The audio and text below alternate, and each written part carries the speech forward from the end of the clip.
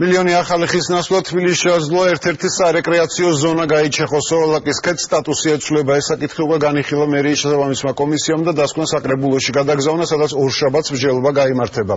იმ შემთხვევაში უმრავლესობამ ინიციატივას მხარი დაუჭირა უახლოეს პერიოდში დაახლოებით 2 ჰექტარზე პროექტ პანორამა თბილისისთვის ტერიტორიის გაწმენდა დაიწყება.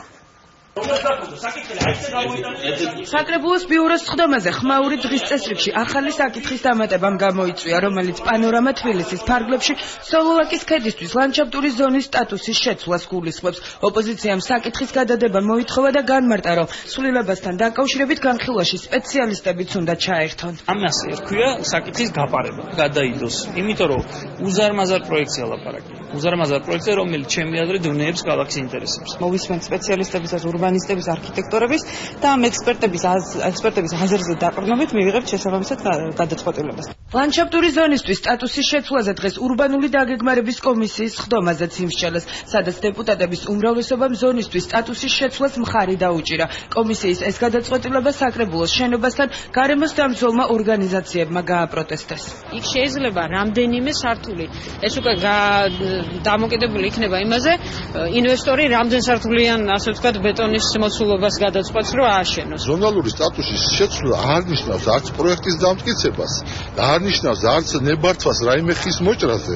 ლანდშაფტური ზონა, რომლის სტატუსით შესაძლოა საკრებულოს მომავალ სხდომაზე შეიცვალოს სოლოლაკში, ბიძინა ივანიშვილის ბიზნეს ცენტრთან მდებარეობს და დაახლოებით 2 ჰექტარს მოიცავს. ზონის ცვლილებასთან დაკავშირებით უკვე იმსჯელა მერიის შესაბამისმა კომისიამ და დადებითი გადაწყვეტილება მიიღო. ოპოზიციის ინფორმაციით, ამ ტერიტორიაზე სტატუსის შეცვლის შემთხვევაში პროექტ პანორამა თბილისის მიხედვით ბიზნეს ცენტრი და რამდენიმე შენობა უნდა განთავსდეს. ამ მონაკვეთის გაუქმებას ითხოვს პანორამა თბილისის პროექტის ავტორები იმისათვის, რათა მათ იქ მიეცეთ სასტუმროების და საოფისე მშენებლობების განხორციელების შესაძლებლობა.